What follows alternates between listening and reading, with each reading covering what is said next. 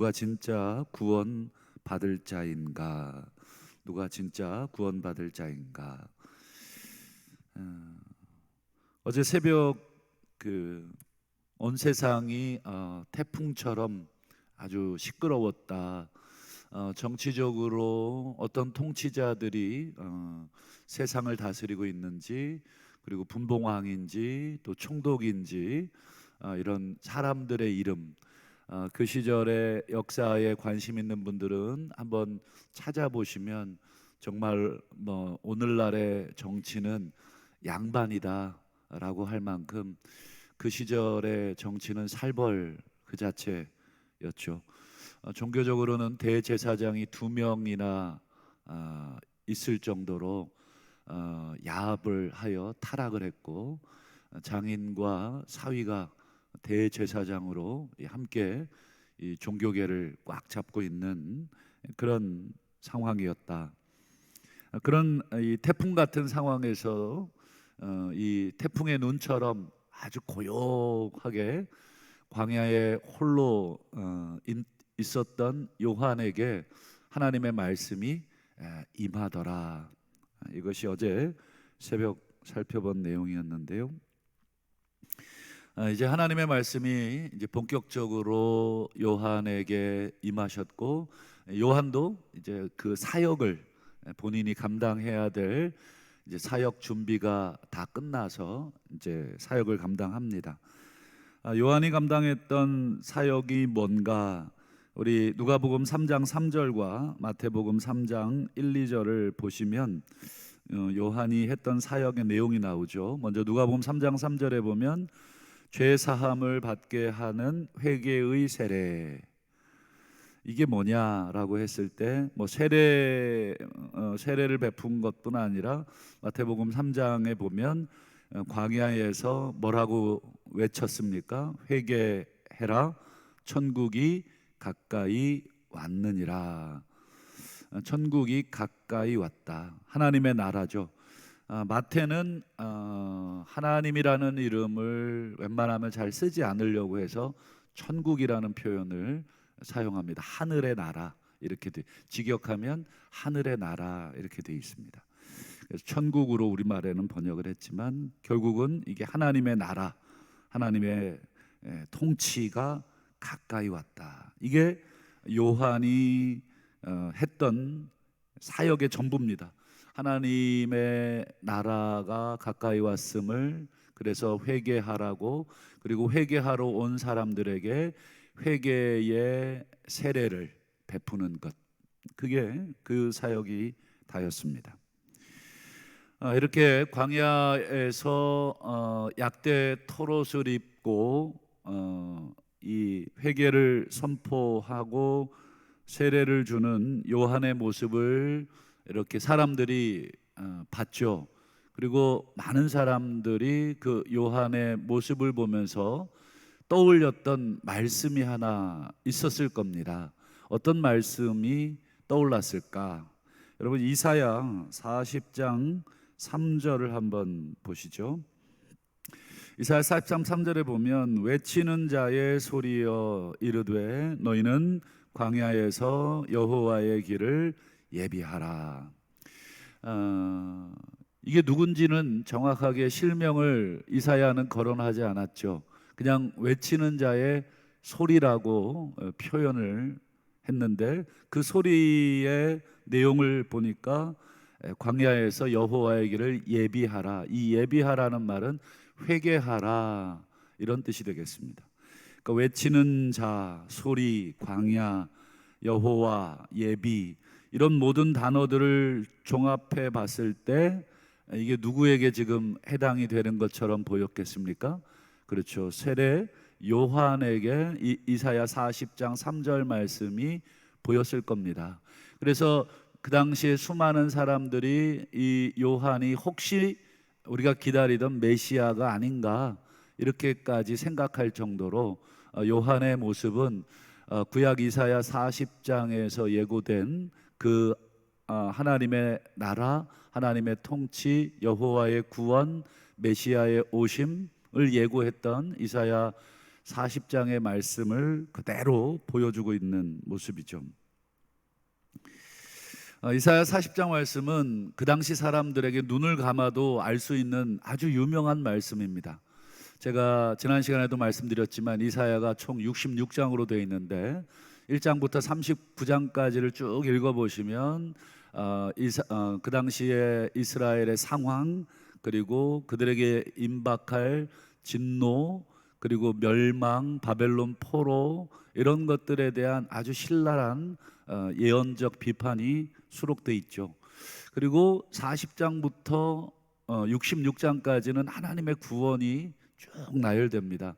그 첫 단어가 뭐라고 말씀드렸냐면 이사야 40장 1절을 보시면 위로하라, 노역의 때가 끝났다. 즉 하나님이 바벨론 포로 70년 동안 이스라엘 백성의 죄에 대한 심판을 내리시고 그리고 회복하실 것을 이야기하는데, 그 회복의 가장 중심에 누가 있습니까? 이사야서 40장부터 66장까지를 잘 읽어보면 소위 여호와의 종이라고 표현된 한 사람이 나타나죠. 그래서 그 여호와의 종이 하나님의 그 고난받았던 백성들을 구원해내는, 그래서 여호와의 종의 가장 핵심이라고 할 수 있는 이사야 53장이 그 안에 있는데, 이사야 53장을 우리가 너무 잘 알죠. 그 여호와의 종이 자신의 몸을 죽이면서까지 하나님의 백성을 구원해낸다 하는 그런 내용이 담겨져 있어요. 그러니 여러분, 이스라엘 민족에게 이사야 말씀은 너무너무 중요한 말씀이었고, 그 시작을 알리는 이사야 40장은 눈을 감아도 외워지는 말씀. 그래서 우리 핸델의 메시아도 이 이사야 40장을 주제로 또 노래를 만들었었죠. 그만큼 그때나 지금이나 이 이사야 말씀은 우리에게 중요한 복음입니다.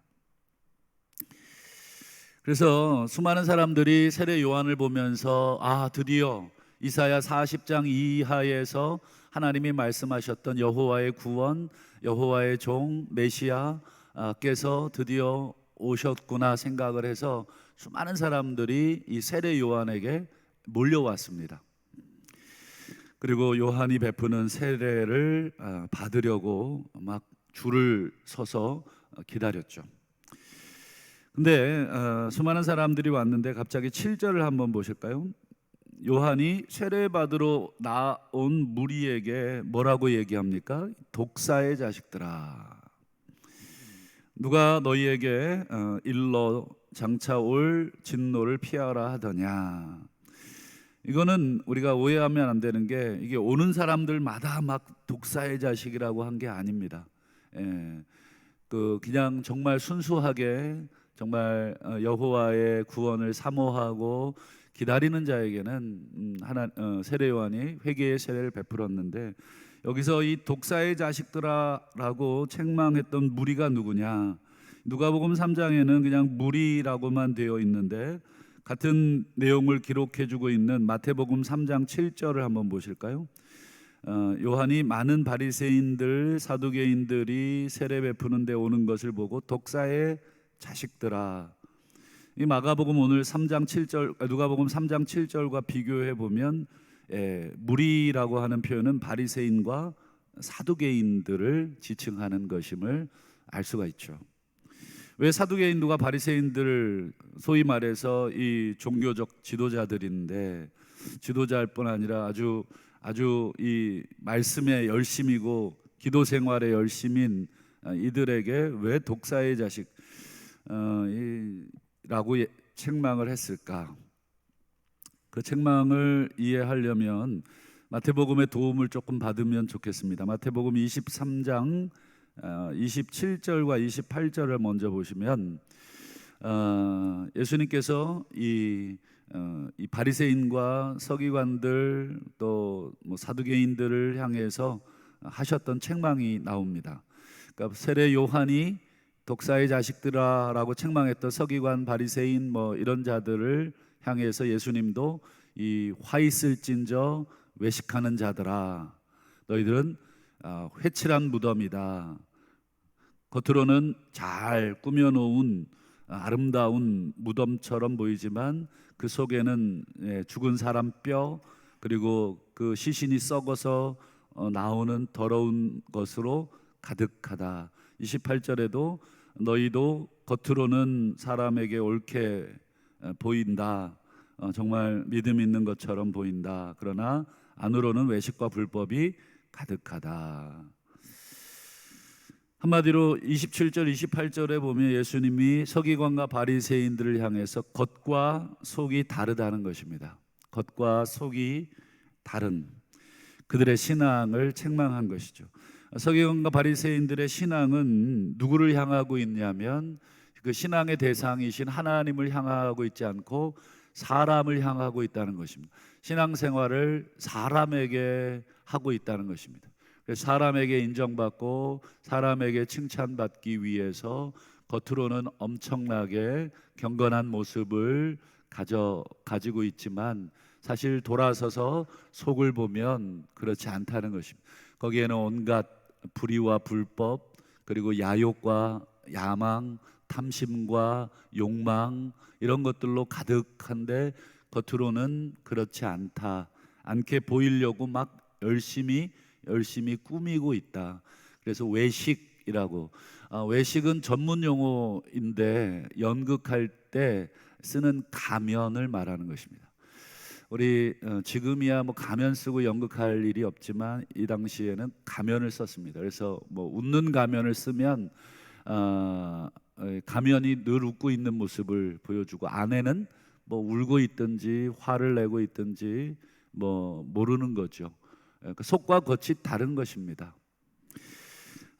그래서 마태복음 12장에 보시면 예수님이 이들을 향해서 똑같이 독사의 자식들아 이렇게 책망을 하죠. 정확하게 세례 요한이 했던 말과 지금 예수님이 그들을 했던 말이 똑같습니다. 독사의 자식들아, 너희는 악하다. 어떻게 선한 말을 할 수 있겠냐? 마음에 가득한 것, 악한 것을 늘 마음에 품고 있는데 어떻게 선한 말을 할 수 있느냐? 그러니 너희들의 입에서 나오는 것들이 다 악한 것들이다. 이게 바로 세례 요한이 오늘 책망했던 이 독사의 자식들, 서기관 바리새인들을 향한, 사두개인들을 향한 책망이었어요. 그런데 그들에게도 여전히 회개할 기회는 있다. 누가복음 3장 8절 중반절을 한번 보실까요? 첫 번째, 회개를 하려면 자기 자신을 먼저 정확하게 인식을 해야 된다. 속으로 우리 아브라함이 우리 조상이라고 말하지 말라. 이 말은 무슨 뜻입니까? 아브라함이 실제적으로 조상이 맞죠. 혈통적으로 조상인데 이 말은 관용적 표현입니다. 아브라함이 우리의 조상이다, 우리는 아브라함의 후손이다 라는 말은 우리는 하나님의 구원받은 백성이다라고 하는 말과 똑같은 표현입니다. 그러니까 속으로 우리는 구원받았습니다. 우리 구원은 따놓은 당상입니다. 내가 구원 못 받았으면 누가 구원을 받았겠습니까? 이런 얘기가 되겠죠. 한마디로 착각부터 벗어야 된다. 목사인 나는 내가 구원을 의심할 수 있겠습니까? 뭐 의심할 수 있을 수도 있죠. 근데 많은 사람들이 목사를 보고 또는 장로님들을 보고 야, 목사나 장로가 구원 못 받으면 누가 구원 받겠어, 이렇게 말을 할 때가 있겠죠. 그리고 나 스스로도 그런 착각에 빠져서 또 신앙생활 할 때도 있겠소. 그러나 오늘 세례 요한은 그런 착각은 버려라. 우리가 구원받은 백성이다. 그러면 왜 그런 착각을 버려야 되느냐? 8절 상반절로 앞으로 거슬러 가볼까요? 회개에 합당한 열매를 맺어야 된다. 이게 진짜 구원받은 자의 모습이다. 속으로 내가 구원받은 사람이다라고 백날 아, 암시를 줘도 이건 아니다, 거짓이다. 굉장히 뼈아픈 얘기를 하고 있습니다. 그러면서 구절을 한번 보실까요? 도끼가 나무 뿌리에 놓였다. 이게 무슨 뜻이겠습니까? 도끼가 나무 뿌리에 놓였으면 곧 나무가 부러지겠죠. 근데 아직 부러진 것은 아닙니다. 찍힘을 찍어 놓기는 했지만 완전히 넘어뜨리진 않았어요. 이 표현은 유대 관용적 표현으로서 심판이 임박했다는 표현입니다. 도끼가 나무 뿌리에 놓였다. 즉 나무가 이제 곧 넘어지기 직전이다. 숨통이 끊어지기 직전이다. 심판이 곧 임박하기 직전이다. 하나님 나라가 가까이 왔다. 이게 무슨 뜻입니까? 왔습니까? 안 왔습니까? 가까이 왔다. 이게 이제 우리말에는 가까이 왔기 때문에 아직 도착 안 한 것처럼 보이지만 헬라어의 독특한 문법인데 이미 왔어요. 그런데 완성되지는 않았어요. 이런 뜻이 요 표현인데, 하나님 나라가 왔는데 구원입니까? 심판입니까? 하나님의 나라가 오면 구원을 받습니까? 심판을 받습니까? 여러분, 두 가지가 다 있는 것이죠. 그게 이사야 40장에 보면 그 표현이 나옵니다. 여호와께서 구원하러 오시는 것도 있고 여호와께서 심판하러 오시는 것도 있고. 여러분, 하나님이 오시는 게 좋은 것입니까? 나쁜 것입니까? 누군가에게는 구원이지만 누군가에게는 심판입니다. 이 두 가지 성격이 다 있습니다. 예수님이 오시는 것은 구원입니까? 심판입니까? 두 가지가 다 있는 것이죠. 그래서 구원받을 자와 심판받을 자가 분류가 되는 그런 것인데, 그러면 누가 구원을 받습니까? 누가 구원받지 못합니까? 라고 하는 질문을 우리가 해야 되죠.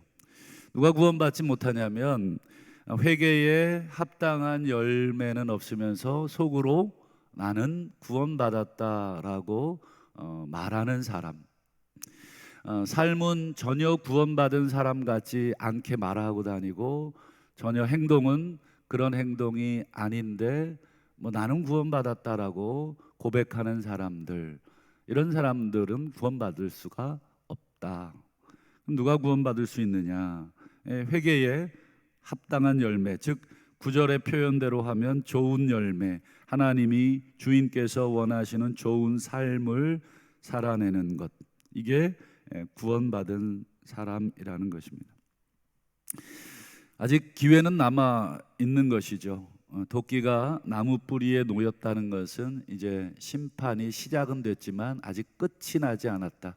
얼마든지 돌이킬 수 있다라고 하는 메시지가 되겠습니다. 말씀을 맺겠습니다. 오늘 본문의 세례 요한의 메시지의 핵심은 간단합니다. 내가 아브라함의 자손이라, 내가 구원받은 백성이라 백날 입으로 고백하고 말해봤자 아무 소용없다는 것입니다.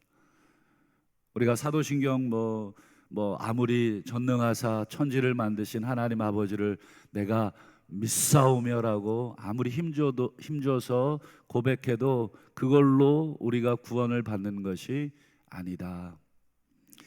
그것은 아무런 능력도 효능도 없다. 구원은 입으로 받는 것이 아니라 하나님이 원하시는 삶으로 받는 것이다 라고 하는 것을 오늘 본문은 가르쳐주고 있습니다. 제일 좋은 것은 우리의 신앙의 고백과 그리고 그 고백대로 우리의 삶을 계속 만들어 가는 것이 가장 이상적인 것이죠. 이것이 결합이 되는 삶, 고백과 삶이 결합되는 삶, 내가 고백한 대로 살아낼 수 있도록 그렇게 애를 쓰는 삶, 또 뒤집어 말하면 내가 고백한 대로 살지 못하고 있을 때 회개하는 삶, 내 안에 온갖 더러운 것들이 가득한데 여전히 전능하사 천지를 만드신 하나님 아버지를 내가 믿습니다라고 고백하기 전에 하나님, 내가 너무너무 더럽습니다. 내가 하나님의 자녀가 맞는지 모르겠습니다. 내 생각이 더럽고 내 말이 더럽고 내 행동이 더럽습니다. 하나님 보시기에 함량 미달이고 기준 미달입니다. 여러분, 차라리 이렇게 통회하고 내 삶을 다시 한번 점검하는 것이 훨씬 안전한 신앙생활이 될 것입니다. 그런 면에서 오늘 세례 요한의 이 메시지는 수많은 사람들의 가슴에 아주 비수처럼 다가왔겠지만 그 메시지를 듣고 바르게 자신의 삶을 돌이키는 사람은 구원받았을 것입니다. 그래서 더 구체적으로 회개에 합당한 열매가 뭐냐 하는 것은 내일 더 구체적으로 나옵니다. 어떻게 살아야 하는지를 가르쳐 주고 말씀을 맺겠습니다. 오늘 하루도 다시 한번 우리의 구원이 우리의 신앙의 고백에 달린 것이 아니라 그 고백에 합당한 회개에 합당한 우리의 삶에 달렸음을 기억하고 다시 한번 하나님 앞에서 우리의 삶이 합당한 열매를 맺는 삶이 되게 해달라고 그렇게 기도하시는, 그렇게 살아가시는 저와 우리 성도님들 다 되실 수 있기를 주님의 이름으로 축복합니다. 기도하겠습니다.